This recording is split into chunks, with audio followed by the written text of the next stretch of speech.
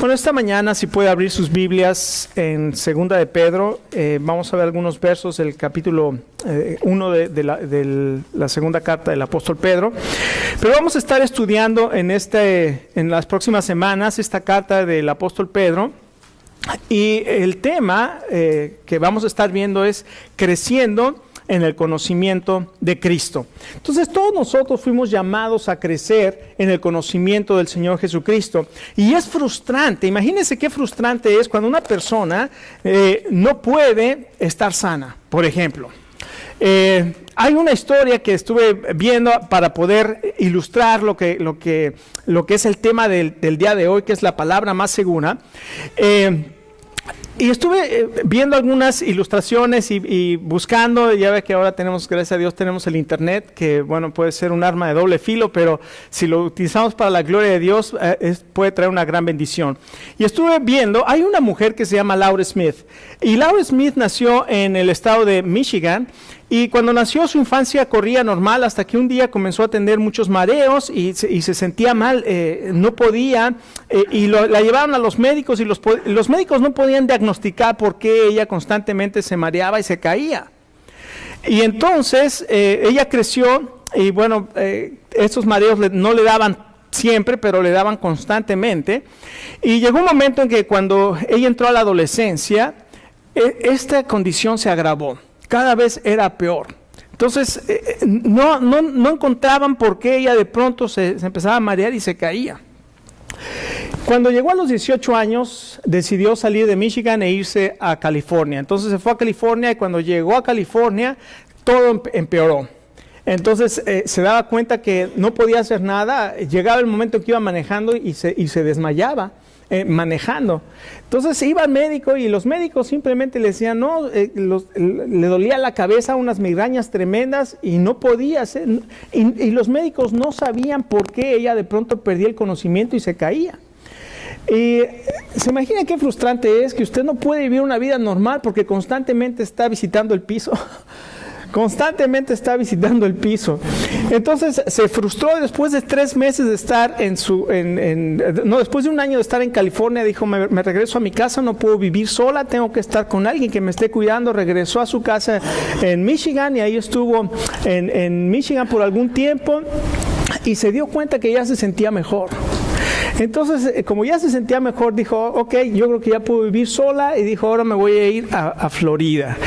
Y cuando llega a Florida, apenas abre la puerta del avión y sale y empieza a sentirse mal. Al sentir el calor de Florida y la humedad de Florida, comienza a sentirse mal y ahí va otra vez y se cae. La llevan al doctor y le encuentran que no saben qué es, pero bueno, empieza a trabajar y trata de manejar su condición y pues por ahí va y conoce a una persona que visitaba su oficina y se casan. Y bueno, cuando se casaron, su condición seguía, pero la podía manejar de alguna manera. Y llegó el momento en que le dieron la noticia que estaba embarazada. Entonces estaba feliz porque estaba esperando bebé.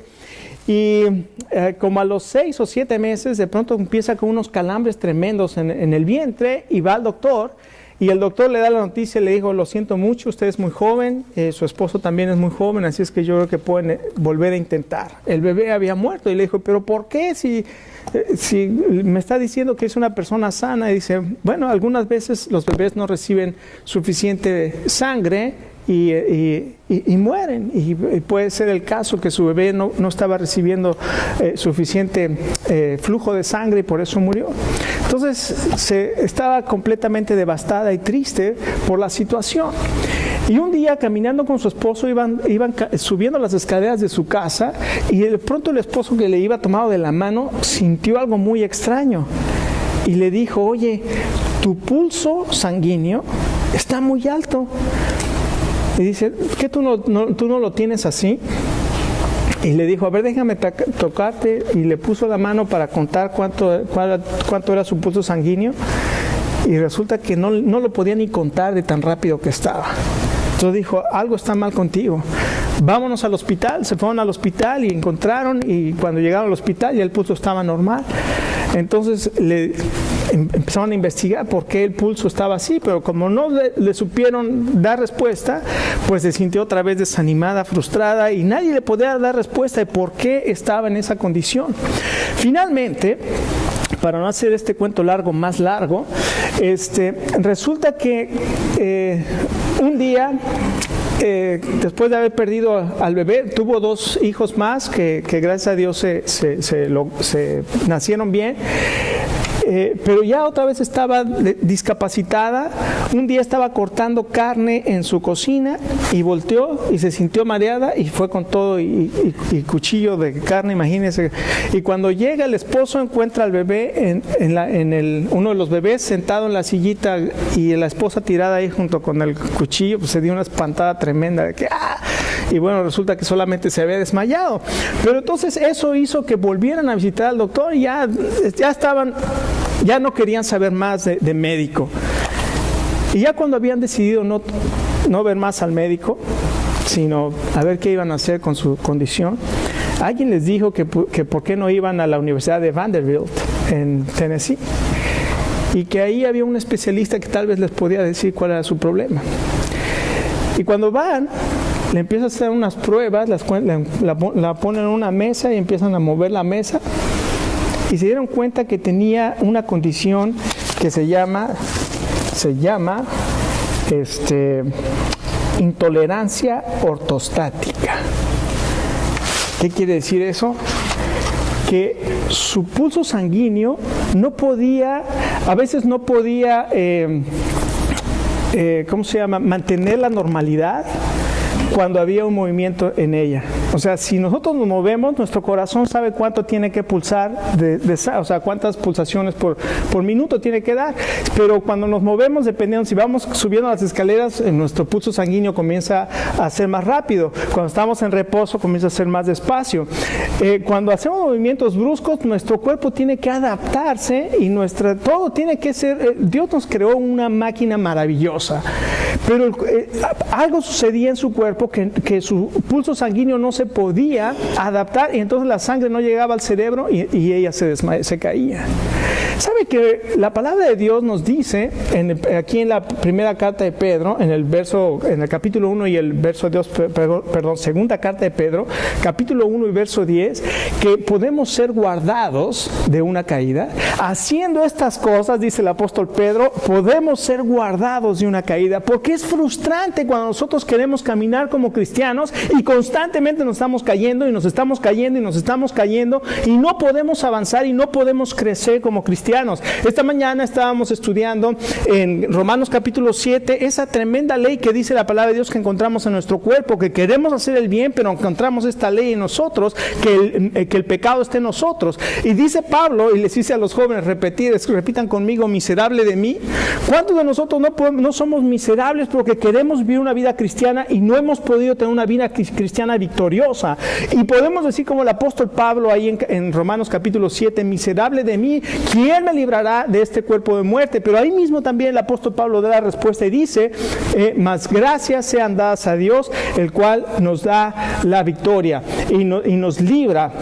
Entonces Dios nos ha librado a través del Señor Jesucristo. Estas cartas del apóstol Pablo son cartas de advertencia para nosotros, para todos los cristianos en las iglesias, porque en la primera carta nos advierte acerca de las persecuciones. Nos dice, como cristianos vamos a tener persecución. ¿Usted ha sufrido persecución? Déjame decirle que la palabra de Dios dice que nosotros vamos a ser perseguidos. En el capítulo 4 dice que la gente se va a admirar de que nosotros no corramos con ellos en el mismo desenfreno y nos van a acusar. ¿Y cuántos de nosotros no hemos sido acusados porque como no le entramos a la bebida y como no le entramos a la cerveza y como no le entramos a las cosas del mundo, la gente nos señala y nos critica y nos dice, ay, sí, el santito? Déjame decirle que no es por santito, es porque quiero honrar a mi Señor. Nosotros nos abstenemos, aunque todas las cosas nos son permitidas, como dice la palabra de Dios, ya no estamos esclavizados a ellas. Dios nos ha librado para darle gloria a nuestro Dios. Y qué maravilloso es saber que al abstenerme de algunas cosas, no porque soy muy santo, no porque no se me antojen, sino porque yo quiero darle gloria a Dios, la palabra de Dios dice que nosotros vamos a ser perseguidos. Entonces, qué bueno que hoy me compartieron un testimonio de nuestros jóvenes que también se mantuvo firme y y gracias a Dios no participó en algunas cosas que pudo haber participado, que no iban a traer gloria a Dios. Así es que tenemos que permanecer firmes. Y la segunda carta nos habla acerca de los peligros de las falsas doctrinas. Mucha gente puede ser arrastrada por falsas doctrinas y vivir una vida que no es una vida en victoria. Y esto es lo que está hablando el apóstol Pedro. Si nosotros guardamos estas cosas, si nosotros hacemos estas cosas, vamos a ser guardados de la caída, porque dice que va a haber falsos maestros. Esta carta, entonces, la segunda carta, nos muestra las consecuencias de no crecer en el Señor y ser arrastrados por el engaño. Pero lo más importante es que nos dice que podemos nosotros ser guardados de una caída. Ahora hay dos puntos claves que en este capítulo 1 Pedro presenta. El primero habla de la fe genuina. Los primeros versos 1 al 11 habla de la fe genuina. Una persona necesita primeramente saber, antes que todo, que es una persona salva. Usted que dice, y muchas veces nosotros como creyentes, y ya tenemos mucho tiempo en la iglesia, hablamos de la persona salva. Y la gente que viene por primera vez dice, ¿qué es eso de una persona salva? Bueno, déjeme explicar lo que es una persona salva. Una persona salva es una persona que ha entendido su condición delante de Dios, que ha visto su condición delante de Dios, que ha tenido un encuentro personal con el Señor, y que se ha dado cuenta de la santidad de Dios y de la miseria que somos nosotros con nuestro pecado. Y al darnos cuenta de esa condición que tenemos, podemos acercarnos a la gracia de Dios y pedirle perdón por nuestros pecados. Y hay una cosa maravillosa: Dios nos limpia de todos nuestros pecados por el sacrificio de Jesucristo en la cruz, y su sangre nos lava, nos limpia de todo pecado. Y una cosa maravillosa sucede en nuestra vida: el Espíritu de Dios viene a vivir en nosotros y nos hace diferentes, transforma nuestra vida. Dios comienza a transformar nuestro interior, y no es como la religión que te va a decir, deja de hacer esto, no escuchas música, no vayas al cine, no vayas al baile, no hagas esto, no. Eso es religión, eso es religión. Cuando alguien te impone que no tienes que hacer esto y no tienes que hacer, eso es una persona religiosa. Pero cuando tú aprendes a tener una relación con Dios a través de Jesucristo por el Espíritu Santo que está en ti, todo comienza de adentro y comienzas a vivir de una manera maravillosa, libre, agradando a Dios, no porque tú eres bueno, sino por la obra que el Espíritu Santo está haciendo en ti. Eso es lo primero. Y el apóstol Pedro escribe: ustedes han recibido una fe igualmente preciosa que la nuestra, una fe genuina, y el Espíritu Santo ahora habita en ustedes también por la fe. Pero la segunda cosa que nos habla este capítulo es acerca de la importancia de la palabra de Dios en nuestra vida. Y nos dice básicamente que tenemos que aprender a usar la Biblia, porque juntamente con la fe genuina, la palabra de Dios van a hacer que nosotros podamos crecer y que podamos vivir una vida que agrade a Dios. Déjame preguntarle esta mañana: ¿usted quiere vivir una vida miserable?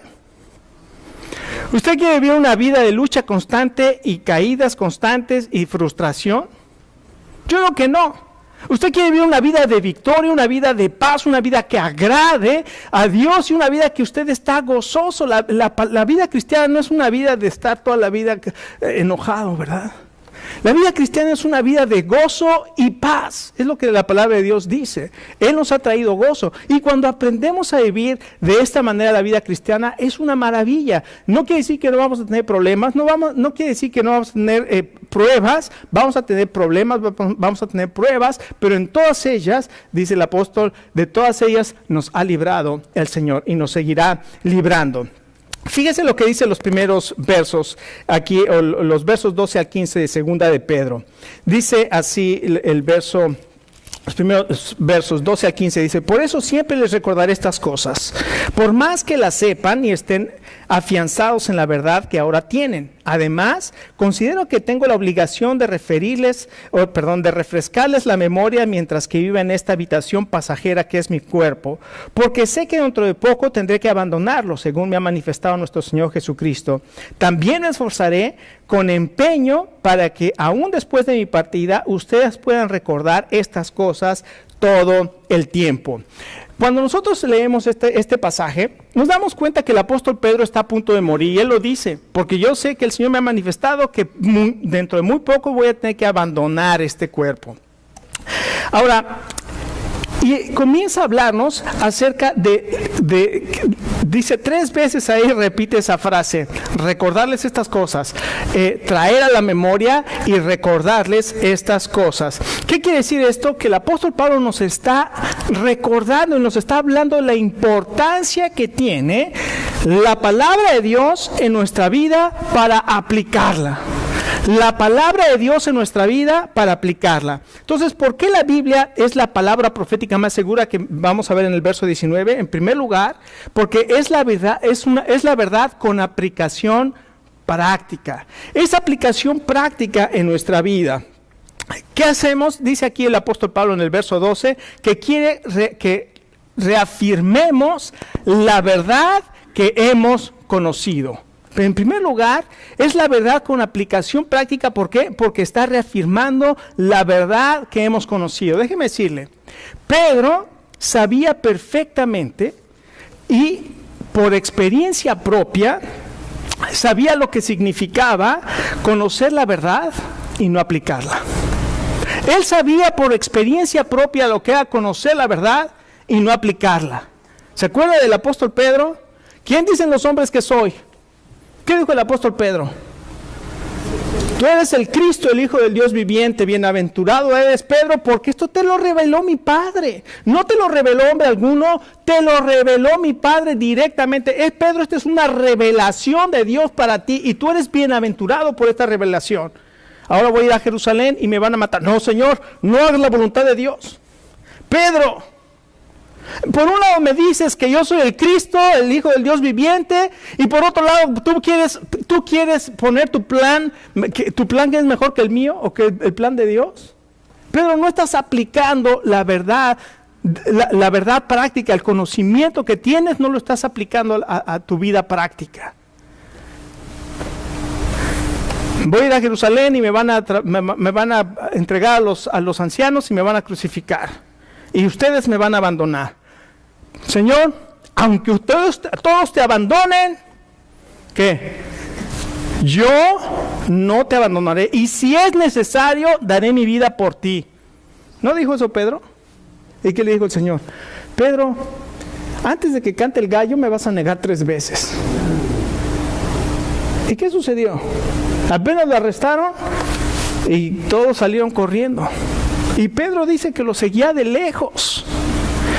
Conoce, pero no hace. Conoce, pero no hace. Por eso le dice que tiene que aplicar la verdad. La verdad es de aplicación práctica todos los días. Así es que Pedro sabía que no conocer la verdad y no aplicar la verdad resultaba en ¿qué? Caídas.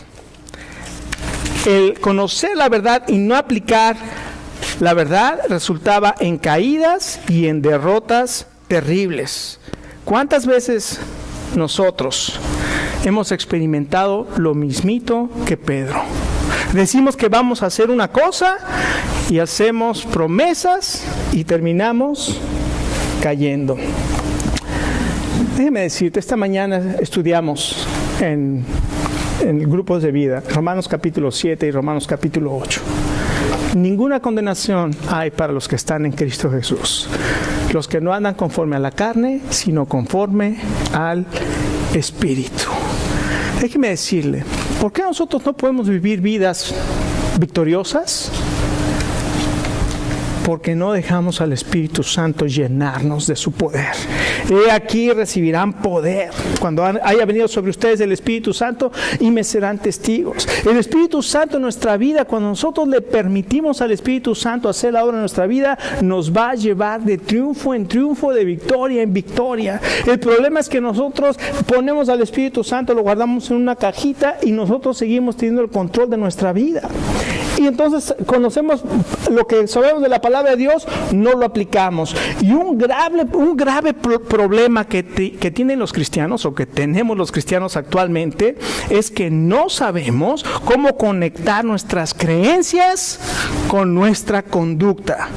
De hecho, el tema de mi disertación, de mi tesis doctoral, es la influencia del posmodernismo en la cosmovisión bíblica de las iglesias bautistas de Carolina del Norte. No de las iglesias, sino de los cristianos. De los cristianos, porque las iglesias no tienen cosmovisión, pero las personas en las iglesias, los cristianos, tienen una forma de ver la vida. Y entonces voy a tratar de identificar cómo es que la palabra de Dios afecta nuestras vidas. Si yo digo que creo esto, ¿cómo lo practico en mi vida? Si yo creo esto, ¿por qué hago otra cosa que no es eso? Tenemos que aplicar las cosas que sabemos, las tenemos que aplicar a nuestra vida. Entonces, en primer lugar, ya vimos que es la verdad es aplicación práctica y reafirmamos la verdad conocida, pero también aplicamos la creencia a la conducta. Hay varias cosas interesantes que nos dice aquí en el verso 13 y 15. Por ejemplo, en el verso 13 nos dice que él está a punto de abandonar el cuerpo, y esto nos habla de lo que es la muerte. La muerte es la separación del alma y el espíritu del cuerpo. Entonces él va a abandonar el cuerpo, y al momento de abandonar el cuerpo, el alma y el espíritu se desprenden del cuerpo y se van a la presencia de Dios. Ahora, escuche. El alma y el espíritu, cuando nosotros somos hijos de Dios, cuando hemos sido lavados con la sangre de Jesucristo, no vamos a pasar por ningún juicio, ni mucho menos. El cristiano, si ya está perdonado en Cristo Jesús, ¿qué pecado se le puede condenar? No hay ningún pecado que se le pueda condenar. Por eso dice Romanos 8, no hay ninguna condenación para los que están en Cristo Jesús. Ningún cristiano, ningún hijo de Dios va a pasar por ninguna condenación. Ya está perdonado. Sus pecados están completamente perdonados. Y déjeme decir una cosa. Si hay un cristiano o alguna persona que dice, no, un cristiano va a pasar por el juicio, como un día, hace algún tiempo, escuché un pastor que después de invitar a las personas al Señor Jesucristo y de que la gente recibió a Jesús, les dijo, ahora tienen que vivir de acuerdo a lo que ustedes ya saben que Dios quiere, porque si no, Dios va a ser justo en enviarlos al infierno. Digo, ¿cómo es posible? Si Jesucristo ya hizo la obra y ya pagó, ¿cómo es que ahora, si nosotros no vivimos de acuerdo a lo que Dios dice, le voy a decir lo que es? Y lo vamos a ver más adelante cuando hable de los perros y de las ovejas, aquí en Segunda de Pedro. Si una persona no vive de acuerdo a la palabra de Dios, es que no tiene el Espíritu Santo. Así de simple, y lo acabamos de leer hoy en Romanos capítulo 8. Y si alguno no tiene Espíritu de Cristo, ¿qué? No es de Él. Simple, porque el Espíritu Santo en tu vida es una nueva naturaleza. Y esa nueva naturaleza te hace andar de la manera que Dios te pide. Por eso es bien importante que nosotros entendamos lo que dice el apóstol Pedro. Pero lo más importante de estos versos, en el verso 13 al 15, es que dice Pedro que les quiere recordar cómo deben conducirse como cristianos. Dice uno, ¿y cómo les va a recordar cómo conducirse como cristianos? Les tengo que recordar, les voy a traer a la memoria, les voy a recordar. 3 veces les dice que les va a recordar. Dice, ¿cómo les va a recordar? Bueno, hay algunos que piensan que Pedro les está recordando, en primer lugar, que ya había hablado aquí porque sé que dentro de poco tendré que abandonar el cuerpo, según me lo ha manifestado el Señor Jesucristo, y también me esforzaré con empeño para que aún después de mi partida ustedes puedan recordar estas cosas. Y después del verso 16 habla de la venida del Señor Jesucristo. ¿Qué les está diciendo? Que Él ha dejado un registro para que sepan, para que recuerden. ¿Cuál es ese registro que ha dejado para que puedan recordar? Bueno, algunos dicen que fue sus 2 cartas. La primera de Pedro, él dice, esta es la segunda carta que les escribo, y en ambas los exhorto. Entonces, las 2 cartas que nos está escribiendo, y además, ¿qué otra carta se atribuye en gran cantidad a lo que Pedro enseñó? ¿Alguien sabe?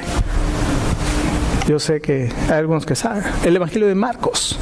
El Evangelio de Marcos, muchos piensan que Marcos escribió todo lo que Pedro le aprendió de Pedro. Entonces el Evangelio de Marcos, muchos piensan que es casi una carta del apóstol Pedro. Entonces aquí está el registro de la palabra de Dios. ¿Cómo sabemos esto? Por lo que dice en el verso 16. ¿Por qué? Porque ahora el apóstol Pedro pasa de caminar con Dios a la palabra de Dios. ¿Y qué dice aquí en estos versos? Dice el verso 16 al 18. Cuando les dimos a conocer la venida de nuestro Señor Jesucristo en todo su poder, no estábamos siguiendo sutiles cuentos supersticiosos, sino dando testimonio de su grandeza que vimos con nuestros propios ojos. Él recibió honor y gloria de parte de Dios, el Padre, cuando desde la majestuosa gloria se dirigió aquella voz que dijo: este es mi Hijo amado, estoy muy complacido en él. Nosotros mismos oímos esta voz que vino del cielo cuando estábamos con él en el monte santo.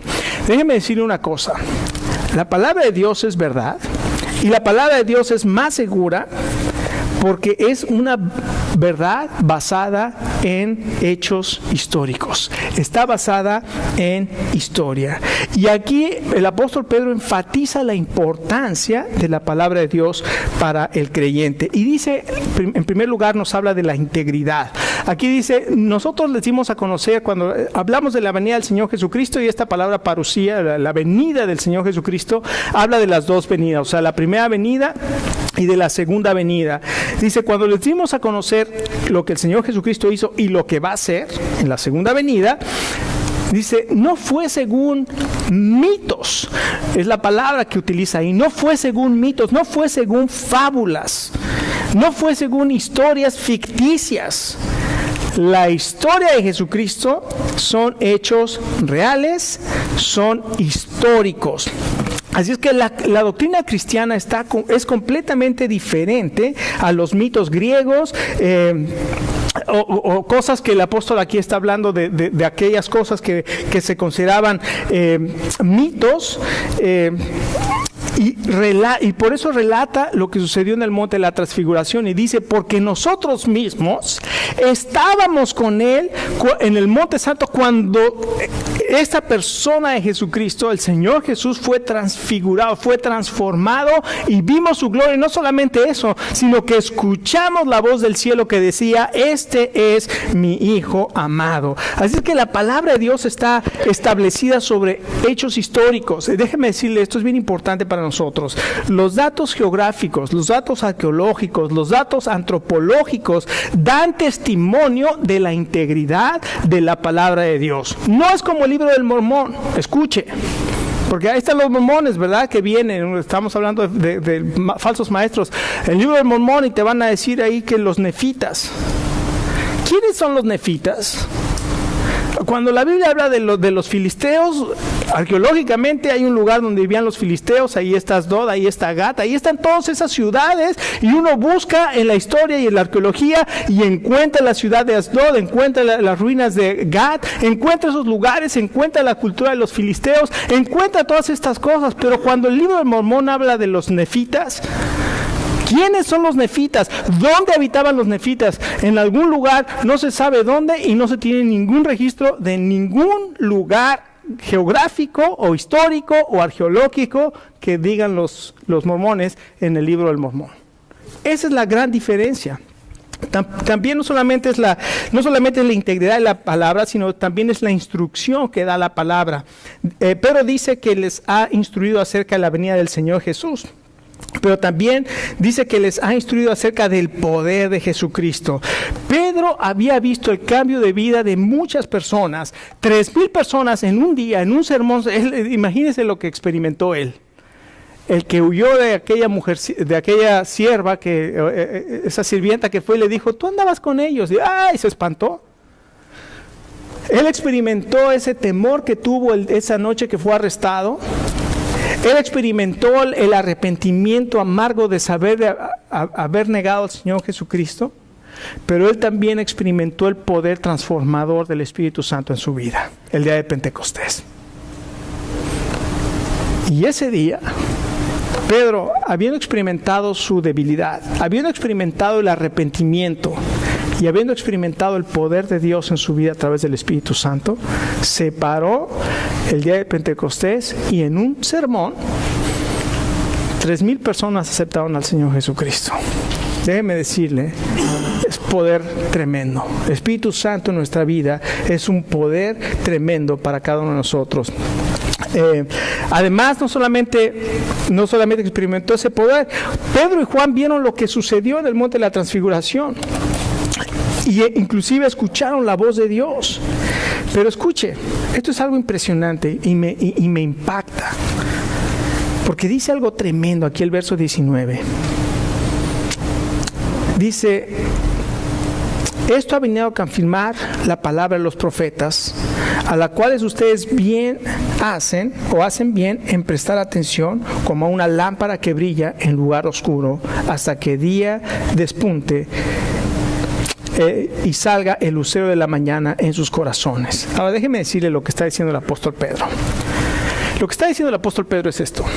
Nosotros tenemos esta experiencia maravillosa de haber estado en el Monte Santo.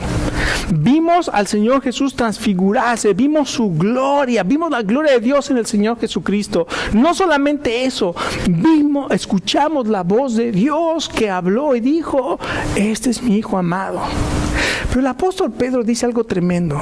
Dice, pero no podemos nosotros basar nuestra experiencia, que nuestra experiencia rija nuestra vida. Eso es lo que está diciendo. En otras palabras, aunque tuvimos esta experiencia tremenda, tenemos la palabra profética más segura, más importante que mi experiencia gloriosa en el monte de la transfiguración, más segura que mi experiencia gloriosa en el monte de la transfiguración, es la palabra profética más segura a la cual tenemos que estar atentos como una antorcha que alumbra en lugar oscuro. Así es que Pedro está diciendo que tenemos que acercarnos a la palabra de Dios, porque la palabra de Dios es la verdad espiritual de Dios que ilumina. ¿Alguna vez ha estado en un lugar que está completamente oscuro? Una vez estaba ahí en un centro comercial en México que se llama Plaza Satélite, que nuestros hermanos Jaime y Mirna seguramente ya conocen.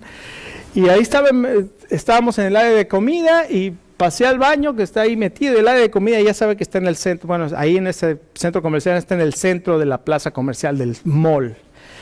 Y de pronto se fue la luz. No se veía nada. No podía ver mi mano, nada. Y usted está en un lugar desconocido. No sabe para dónde, no sabía ni para dónde era la puerta. Traté de acordarme cómo era dónde estaba más o menos. Traté de imaginar en mi mente dónde estaba cada cosa. Y como me estaba lavando las manos, dije, si yo sigo la pared voy a llegar a la puerta. Entonces me fui caminando de poquito a poquito hasta que llegué a la puerta, y cuando abrí había un poco de luz. Y habían algunas luces de emergencia que se habían prendido en algunos pasillos. Pero déjeme decirle, estar en un lugar oscuro es algo terrible. La palabra de Dios dice que nosotros vivimos en un mundo que está en tinieblas. Así, si nosotros confiamos en lo que vemos en el mundo, déjeme decirle, el mundo está en tinieblas. Y es más, Juan capítulo 3 dice, esta es la condenación, que la luz vino al mundo y ¿qué? El mundo amó más las tinieblas que la luz, porque sus obras eran malas. Usted quiere seguir viviendo en el mundo, está viviendo en tinieblas. No sabe a dónde va, se va a tropezar, se va a caer, se va a ensuciar, va a pasar por todo. Pero déjeme decirle, la palabra de Dios dice que nosotros tenemos que estar atentos a la palabra de Dios como una antorcha que alumbra en lugar oscuro. Y no solamente es eso, dice algo más tremendo. En el verso 20 al 22 dice que es inspirada. Dice, ante todo tengan muy presente que en ninguna profecía de la Escritura surge la interpretación particular de nadie, porque la profecía no tiene origen en la voluntad humana, sino que los profetas hablaron de parte de Dios impulsado por el Espíritu Santo. En otras palabras, lo que está diciendo el apóstol es que cuando nosotros nos acercamos a la palabra, tenemos que interpretar la palabra de acuerdo a la palabra. O sea, ¿qué quiere decir eso? Yo no puedo venir a la Biblia y decir, Dios perdonó a los ángeles cuando pecaron, sino que los arrojó al abismo. Pues para mí este versículo quiere decir esto y esto y esto. No se puede hacer, no puedo hacer mi interpretación de la Biblia. Tiene que ser interpretada de acuerdo al resto de la Escritura. Y dice que ninguno puede interpretarla para sí mismo. Y dice, porque nunca la Escritura fue traída por voluntad humana. La palabra de Dios fue inspirada. Dios inspiró a Pedro, Dios inspiró a Pablo, Dios inspiró a Marcos, Dios inspiró a Lucas, Dios inspiró a David, Dios inspiró a todos estos hombres que son más de 40 autores en toda la Biblia y en un periodo de más de 1500 años, todos escribieron y todo es una unidad maravillosa y perfecta que es la palabra de Dios para darnos el mensaje que Dios quiere que cada uno de nosotros tengamos. Cuando alguien dice que la Biblia la escribieron los hombres, está blasfemando, está hablando cosas que no entiende. Su interpretación debe hacerse en base al resto de la Biblia. Finalmente, cada uno de nosotros esta mañana, el apóstol y el Señor, el Señor a través del apóstol Pedro nos invita a que esta palabra que tenemos en nuestra mano la reconozcamos como el registro de Dios para nosotros.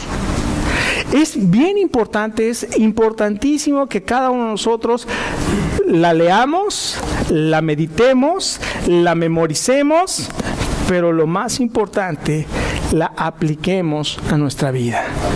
Porque haciendo estas cosas, dice el apóstol Pedro, no caeremos jamás. ¿Usted quiere crecer? ¿Usted quiere vivir una vida sin caída?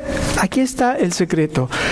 Deje que el Espíritu Santo, que la palabra de Dios opere en su vida, ponga en práctica estas cosas que el Señor nos dice y aprendamos a vivir de esa manera victoriosa en nuestras vidas. Vamos a orar. Padre, muchas gracias por tu palabra. Y Señor, reconocemos que muchas veces nosotros queremos vivir en nuestras propias fuerzas. Y Señor, nos damos cuenta que seguimos viviendo derrotados, porque no aplicamos tu palabra a nuestras vidas, Señor. En muchas maneras somos igual que el apóstol Pedro, quien podía declarar en un momento que tú eres el Cristo, el Hijo del Dios viviente, pero al siguiente momento decir no vayas a la cruz porque mi plan es mejor que el tuyo. Señor, ¿cuántas veces hemos hecho nosotros pensando que nuestro plan es mejor que el tuyo, Señor? Pero Padre, nos damos cuenta de que tú eres soberano, que tú eres sabio, que tus caminos no son nuestros caminos, que tus planes no son nuestros planes, y Señor, que lo que nosotros debemos hacer es ajustarnos a tus planes. Señor, ayúdanos para que cada uno de nosotros podamos aplicar tu palabra en nuestras vidas. Y tal vez esta mañana hay alguna persona que el Espíritu Santo te habló a tu corazón y te diste cuenta de que tal vez tú nunca has tenido ese encuentro personal con Jesucristo. Has ido a la iglesia, te has comportado bien tal vez, pero nunca has tenido un encuentro personal con Jesucristo. Y este día el Espíritu Santo te ha mostrado tu condición delante de Dios. Y este día el Espíritu Santo te ha mostrado tu necesidad de tener a Jesucristo como tu Salvador, de experimentar un nuevo nacimiento, de experimentar la salvación en tu vida. Si tú eres esa persona que el Espíritu Santo le ha hablado en esta mañana, allí en tu lugar, ponte de acuerdo con Dios. Dile, Señor, perdóname. Hoy me doy cuenta de que he estado lejos de ti, tal vez he venido a la iglesia, tal vez he hecho muchas cosas, pero esta mañana tu Espíritu Santo me muestra cuán lejos estoy de ti. Señor, perdóname. Señor, te necesito en mi vida. Señor Jesús, lávame y límpiame con la sangre que derramaste en la cruz. Señor, me quiero sentir limpio, me quiero sentir libre. Te pido que me perdones, que me salves. Señor, te confieso como mi Señor, mi Salvador. Lléname con tu Espíritu Santo. Hazme una nueva persona. Te doy las gracias en el nombre de Jesús. Amén. Y si hay alguna persona que hizo esta oración, no se vaya de este lugar sin antes platicar conmigo un momento.